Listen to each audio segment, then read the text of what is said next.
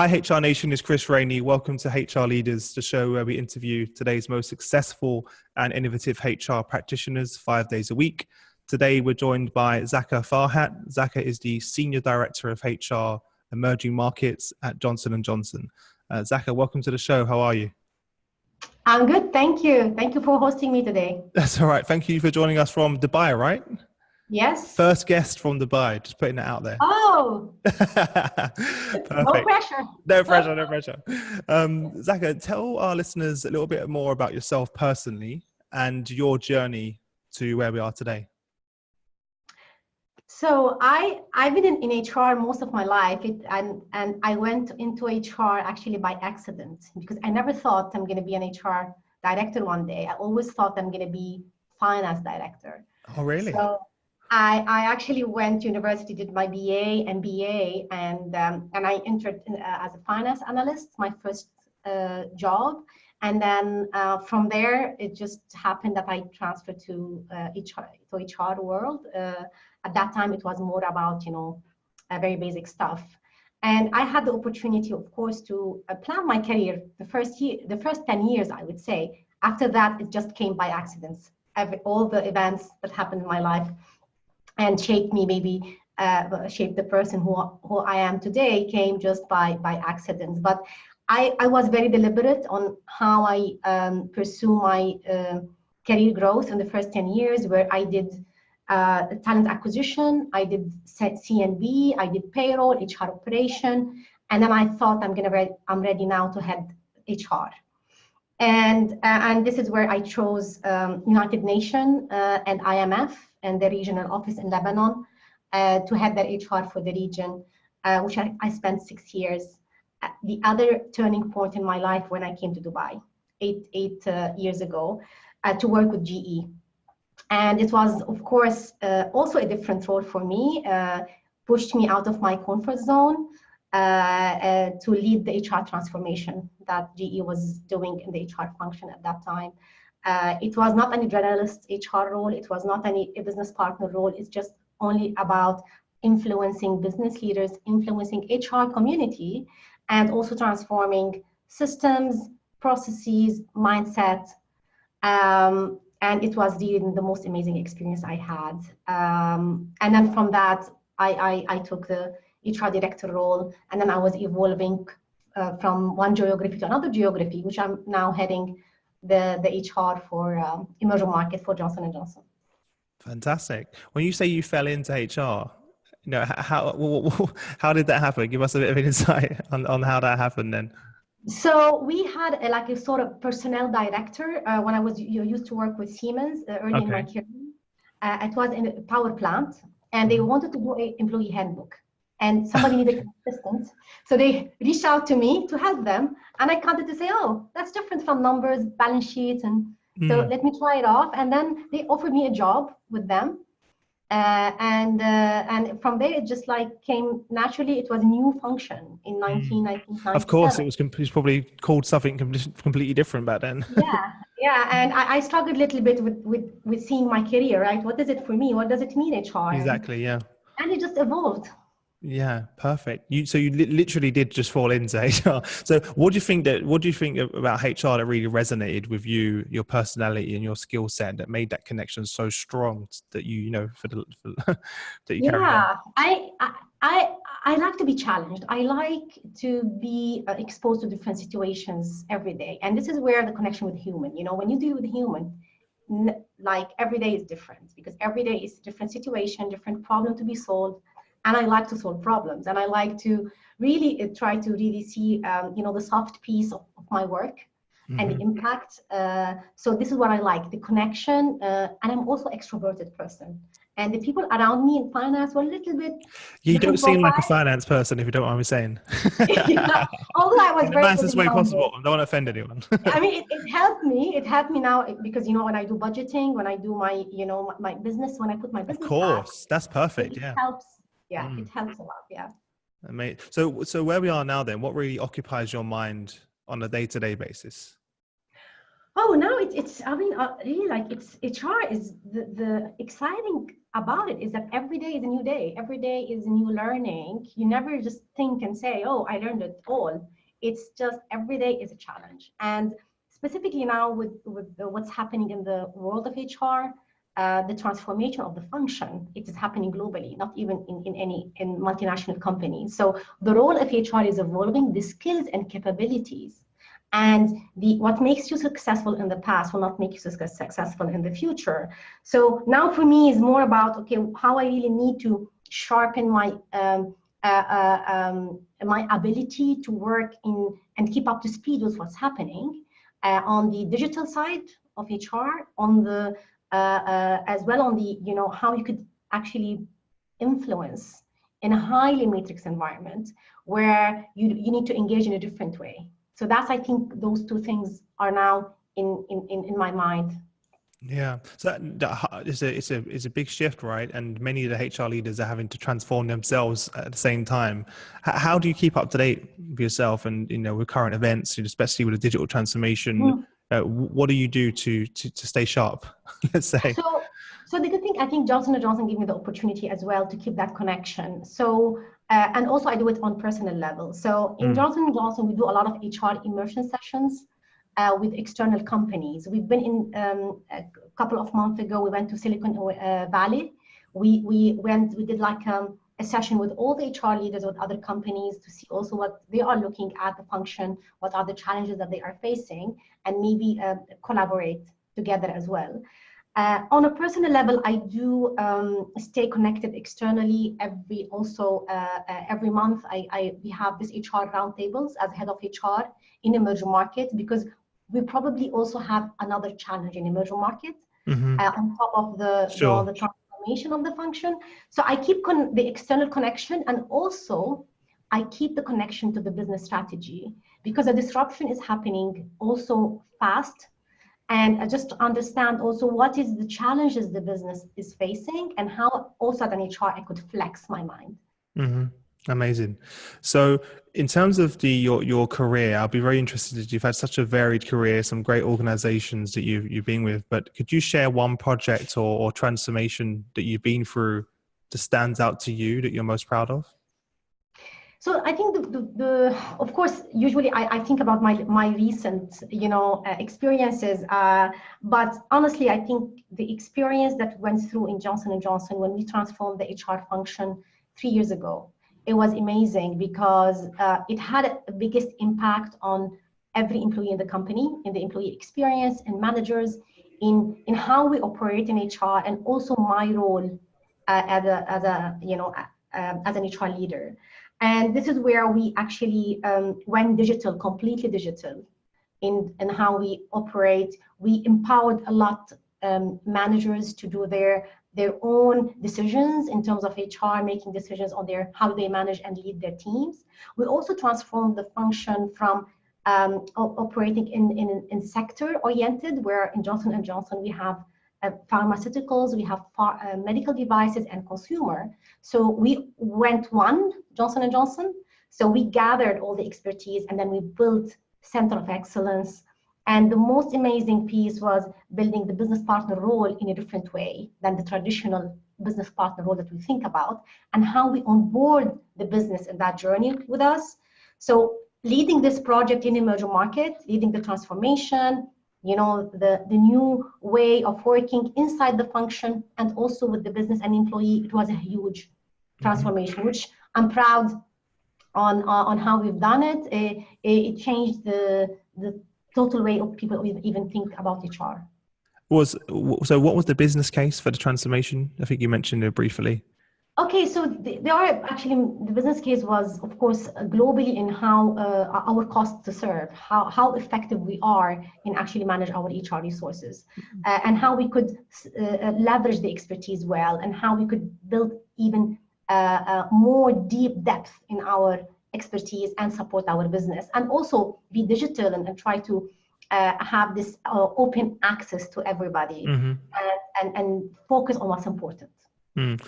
So what was with any transformation, there's always challenges. Looking back, what were some of the sort of challenges that you faced along that journey?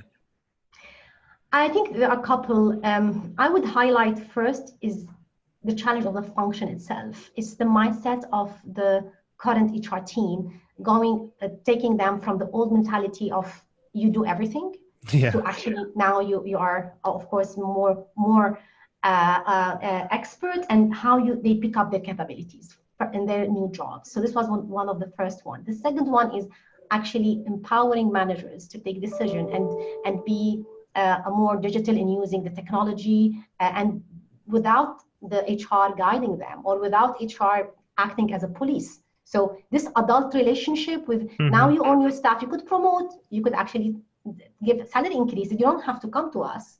You know, it's funny because how they did not want the thing. yeah, it's funny how they asked for it for so long, and then when you empower the managers to actually with those, they're like, oh, now the fear kicks in. The fear kicks in. What if I do it wrong, or what if I exactly? They want somebody to support them. They want somebody just to take this with them. So how did you overcome that then? You know, what did you do to engage them in that process? So we had, the first one in terms of the HR mentality, we actually launched HR Academy. So we had to accelerate some of the capabilities in terms of business acumen, the coaching, the talent assessment piece. This helped a lot in accelerating the people who we thought that would fit in the new way of working. Of course, we had to take some tough decisions as well and make sure we mix new blood with, old blood and do this mix. We also gave a lot of time for people to adjust in their new role and transition out.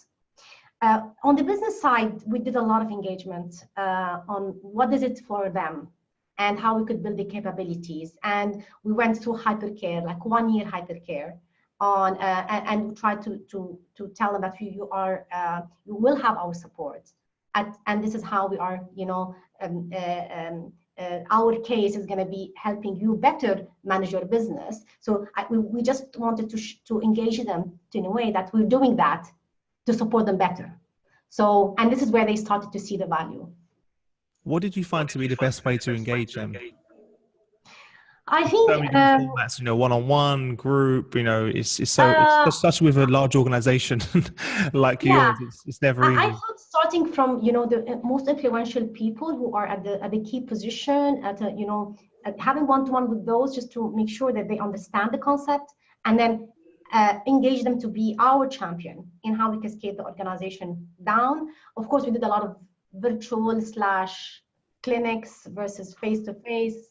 So we tried every single way to communicate and engage. And also, like gamification sometimes, so rewarding the right behavior. So it was a mix of, but of course, engaging leadership is the most critical thing in this. Well, if they're not bought in and they're not delivering, if you're not all delivering the same message from the leadership team, then you've already failed, right? Yeah, and exactly. And we were lucky actually, because also, Alex Gorski, our CEO, our CHRO, Peter Fazolo, we are all engaged, and this is how all the organization were rowing in the right direction. So how long ago was that transformation? Or I suppose it's always an ongoing thing, but it is. We always say it's not a destination, it's a journey. Yeah. So we started a couple of years ago, 3 years ago. Now we are set up all the technology. We are now taking it to the next level on having even more looking at employee experience. We're looking at the future of work, which is another thing for us, looking at different way on how we resource staff our organization, how to be more strategic in our course planning, and building agile organization. I think it is now also for us the biggest challenge, and how we could actually go from a traditional organizational structure to an agile, team-oriented, and what are the skills you really need for the future. Where have you seen that technology's made the biggest impact for you and the team? The energy, sorry? So where have you seen that technology has made the biggest impact for you and the team? I think the technology is HR analytics, to be honest with you. We launched the HR systems, which you could manage, the full employee cycle, with joint accountability, but HR analytics gave us a very different way and a lot of metrics that and data to analyze that would help us in our role, and also helps the business, because we used to make a lot of assumptions.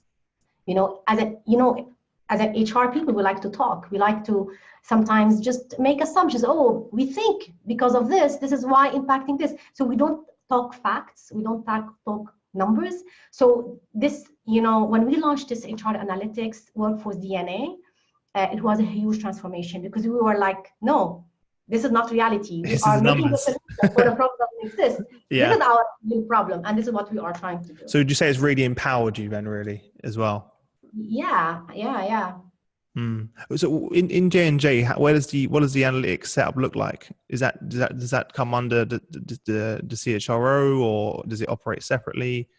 The HR analytics? Yeah.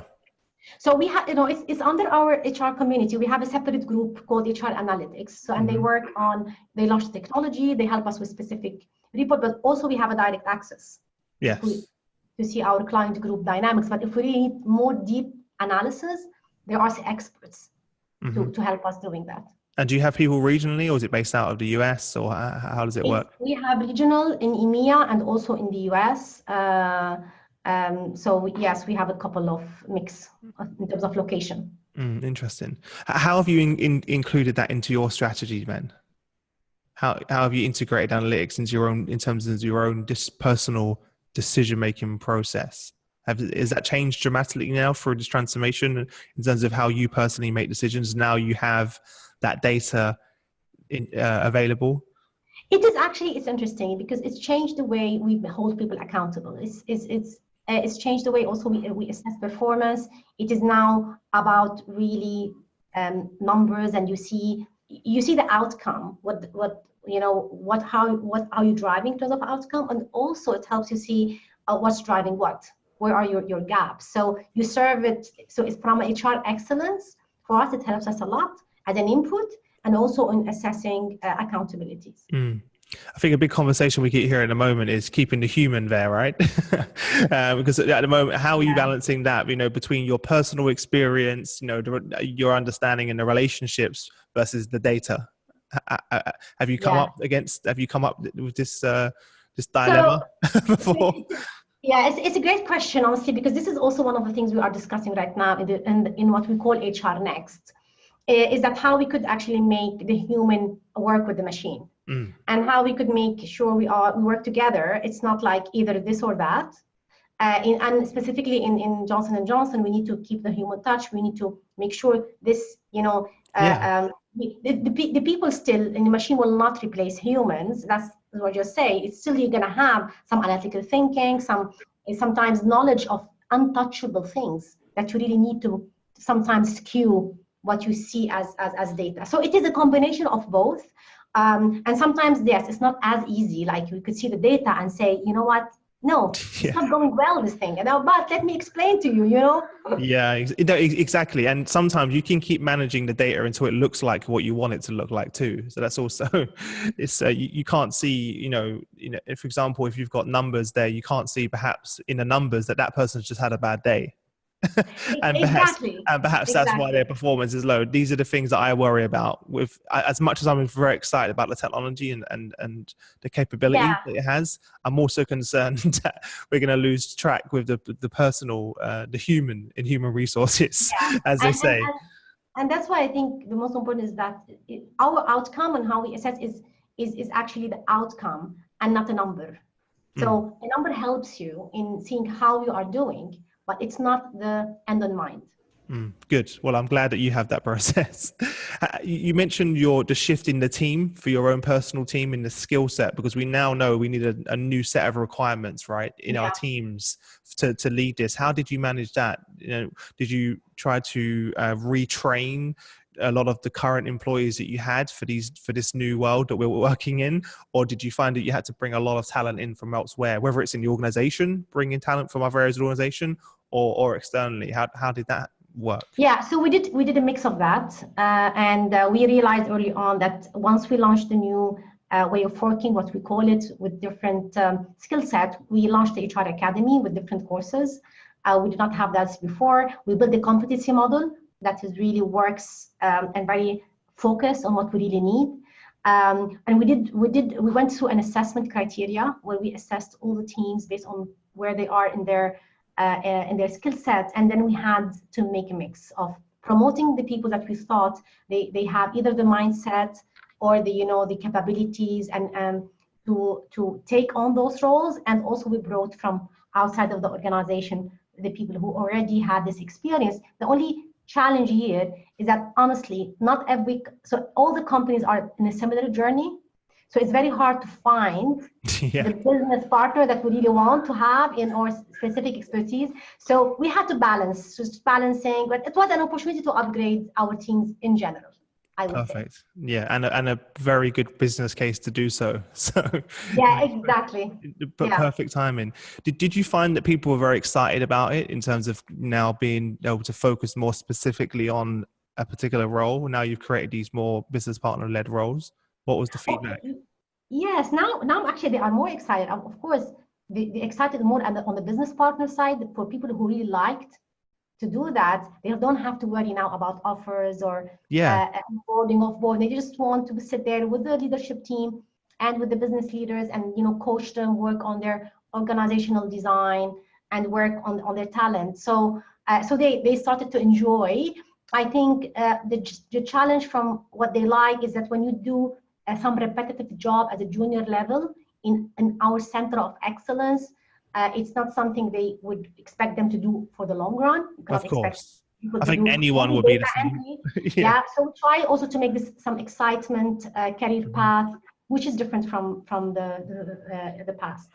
Perfect. Very interesting. So now where we are at the end, or not the end, we're still on the journey, but what are the changes that you've seen in the business, in the team now, since you've gone through the transformation? What are some of the positive outcomes that you can share that you're starting to see? I think the good thing is that people started to really understand who is the expert in something. So they know that they can tap on some of the expertise in the company, and they will get the best answer. So it's not like one person who knows everything. And the business people also started to see that. So they building those experts. It means it's not like somebody just doing everything for them. So they started to see the value of what HR could bring to them, and focusing only on the talent, focusing only on the system piece, and not focusing on everything. From an HR perspective, I think people are started to enjoy their level of expertise and being acknowledged as an expert within their community. So looking back then, what advice would you give to, I think, if you're in HR now, transformation is part of the job, right? And as you said earlier in the call, when you said to me, I like change, I like doing new things, and I like coming in the office every day and something different, then you're in the right job, right? You're in HR. So what advice would you give to yourself looking back? When you first started this journey, what advice would you give to yourself and to others that are going to be going through a similar transformation? I think so. Of course, every company has its own specific culture. I would say try to really understand what are the push buttons in your culture. Do this cultural assessment. So if you are new to the company or you are relying on consultant, try to really understand what is the dynamics of the company and what is important for the people and how they perceive change, how they perceive their engagement process before doing everything. I think this is for me like the best advice I would, and don't make assumptions in the journey. Just try to test yourself and test others and pressure test and give it some time, and take it. Sometimes you need to go very fast and sometimes you need to go slow, finding this balance between when you want to do a sudden change and disrupt and when you actually know you cannot do that. And some things you just need to take some time, because you will get eventually at one point when you take time in engagement, you will accelerate like this. So finding this balance also very important. What about personally? How did you deal with it personally? Because I think that's something that we don't talk about a lot. I spoke to quite a few, I speak to HR leaders every day, and something that isn't spoken about is the toll that it can take on you as the leader. Let's not forget about that, right? And so many of the leaders I speak to, they say, Chris, I don't talk about it a lot, but it's very stressful. There's some sleep. There definitely is some sleepless nights in there somewhere, and you know, so how did, any advice personally of how you dealt with it, and you know, what was the impact that it had on yourself, if any? Maybe you're bulletproof and it didn't. Yeah, no, no. I mean, of course, it was not easy, right? It's fun. It's exciting because you believe in your case. You believe this is the right thing to do. It's just it doesn't happen in the way you want it all the time. You have a great plan, it will not go as you expected. So having those, I would call them landmines. Yeah. So I get to Expect use them. Exactly. I would expect every time to open my email with a landmine, you know, and okay, it is stressful at the beginning. I could ruin my day and say, I don't understand why, you know, something I don't understand. And I mean, after that, they said, okay, now I understand. It doesn't have to be. I expect it. It's fine. Let's stay cool and try to deal with it.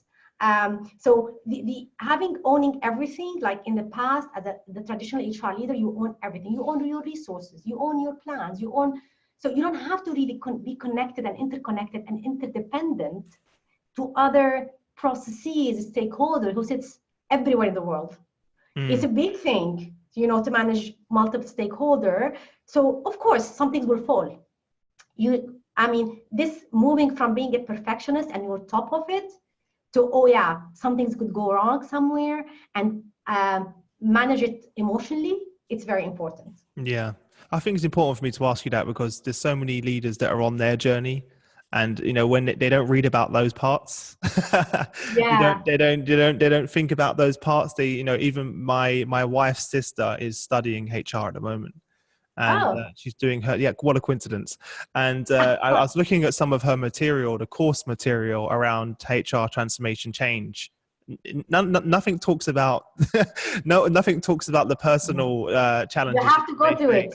Yeah, right. I know you. I think you're right. You have to go through it to really understand, how it feels and what it takes, both on a personal toll and for your own growth as well. But I do think it's important to share that with the audience as well, that, you know, it is going to be hard. Nothing worth doing is easy. People don't like change. if you don't already know that already. Yeah, it's just staying, I think, positive, staying focused on the end in mind, stay on message, and try also to manage the friction within the organization. Were there any particular processes that you created for yourself to stay focused, to not get distracted in terms of your working schedule? How did you approach the day? Well, it's been also an evolving journey for me, right? I mean, depending on how I'm aligning everything, how I'm staying. For me, is that I try all the time to select 4 things that is important for me to keep an eye on, not more. So, and I keep consistency even with myself, with my team, with my business leader, saying we're doing 4 things. I'm keeping my eye on 4 because I cannot change the 10, or I cannot put efforts and energy in 10. And I accept the fact I cannot do the 5th, or okay, I will say no. You tell me it's important for you, I cannot do it, I will do 4. So I think just focus, and in every interaction, just say we're doing those 4 things. That's it. Just drive the conversation. We're aligned, it means we move.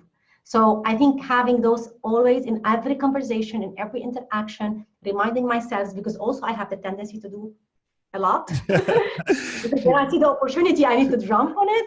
Yeah. But it's like a self-training for me just to say, no, I'm gonna do only 4. And when you say 4, is that for that one day or the week or the month, or No, it is for me, it's like for the year. Okay. And of course, 4 key strategic initiatives, projects. Exactly. We're focusing on this, and then I say, okay, in what does it mean in Q1? What does it mean in Break Q2? it down. Yeah. Break it down, and then focus on them, and then from there, you know, just also see how we are doing, and not able. I mean, we know we live in an emerging market. It's not as perfect, but things could go wrong every month. You have to shift, move direction, of course. Yeah, we do that, but we keep a buffer. I think that's a really good piece of advice, because it's so tempting to grab everything and try, but then you actually do a less good job for loads of things rather than actually a really good job on those four key strategic initiatives. And I'm assuming, obviously, those four initiatives are exactly what your team working on as well, right? And align also upward. Exactly. Managing upward, managing the peers, managing everybody around you on those four. And if they change the conversation, say, no, we're not doing that. Amazing. Perfect. So where do you see then the biggest opportunity for improvement in the organization then? Both within your own function and within the business. I mean, of course, we have, I think, different opportunities, but again, from a focus perspective, I think bringing how we are, digital environment will now impact the way we are structured, impact how we look at capabilities and skills. Now, I think if you stay ahead and stay, and we are in a way now, we are just, in a brainstorming, I would say. Mm-hmm. We put our finger on some of the initiative we really want to make a difference in. I'm saying at a global level and also that will cascade down to us. But I think from that, this is now the biggest opportunity to really understand what's our organization going to look like in 1 year or 2 years from now, and how we could be proactive in building those and prepare the organization for that. On the softer side, I think our biggest is how we are going to, we've been driving D&I for a while. Diversity has been always also a key for us. We are more now focusing on inclusion. And what does real inclusion mean? It is very easy to say it. Yeah. But when we really try to make it really work, this is how now we are actually focusing on it a lot. Good to hear that. It's very important, but you are right. It's a big buzzword right now. And it's a big, everyone's talking about it, but what does it actually mean? And then how do you actually approach it? Actually, so we're actually saying that how do we define that? We want to create a culture where you belong as a person. So we want you to come and feel your best every day and do your best every day. And we want to create this environment for you. And this is basically from there, we're trying to try to engage people. What does this mean to create this environment for them where actually they belong? Mm-hmm. Yeah, I think that's such a huge part of where companies can have an impact right now. And if people, people that bring their whole selves to work, they perform better, they're happier at work, they have better ideas, they're more social. There's so many benefits of that as well. So that's a whole nother podcast we can have about that one. That'll be interesting. Well, look, that leads us quite nicely onto the quickfire round. So I'm going to ask you 5 questions, and you have no longer than 30 seconds to give us some amazing answers. Are you ready? Okay. No pressure. What was the number one thing that was holding you back from becoming a senior HR leader in your field? That was sorry. What was the number one thing that was holding you back from becoming a senior HR director? So basically, it's the change in my mind of doing things myself to doing it through others. Yeah, I definitely can relate to that one. I think a lot of people can. What's the best piece of business advice you've received?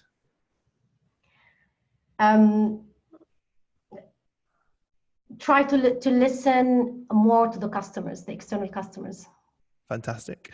What's one book that you'd recommend to our listeners, and why? And it can be any book, by the way. It doesn't even have to be HR related, and it can be more than one. So lately, I read a book called Grit to Angela Duckworth. Yeah. Actually, I have it in my desk. It's really great. It's a great one. It talks about passion and how you create an effort, do efforts to be successful in your job. Fantastic. Could you share one internet resource that you use to keep up to date with current events or for your own learning? Yeah, I use the CEB. I think I have it also in my the Global Leadership Board. Mm-hmm. Fantastic. And what's one thing about your business that most excites you today? Because we care about patients and we want to save lives. Yeah. There's no better. I saw you smile so much there. There's no better purpose, right? For you. It's a great purpose. It's a great purpose. Perfect. Well, look, Zakaa, you've been an amazing guest. I really appreciate you taking the time out to join us on the show. Definitely some great actionable advice. So I know our listeners will be a lot better off for it. So thank you very much for that. Before we part ways, give our listeners, if there's one message or one piece of guidance that you can give to other leaders in HR out there, what would that be? I think the way I learned, and I learned it probably more the hard way, is try to stay connected externally of what's happening in the environment, and don't be afraid of say I don't know. Fantastic. And what's the best way if our members want to reach out to you and say hello? What would be the best way to get in contact with you? In my personal email. Okay. Or through LinkedIn. Let's say through LinkedIn. Let's do LinkedIn, otherwise you're going to get a lot of emails. Yeah, let's do LinkedIn. Okay. We'll manage it a bit better. Otherwise, your inbox is going to be pretty crazy. Well, look, thanks again. I really appreciate you taking the time to join us, guys. Head over to hrdleaders.com. There you'll find all of the show notes on the episode. Everything we've been talking about will be linked there. Zakaa, thank you again for joining us, and I wish you all the best until we next speak. Thank you, Chris. It was really a pleasure discussion with you as well. Fantastic.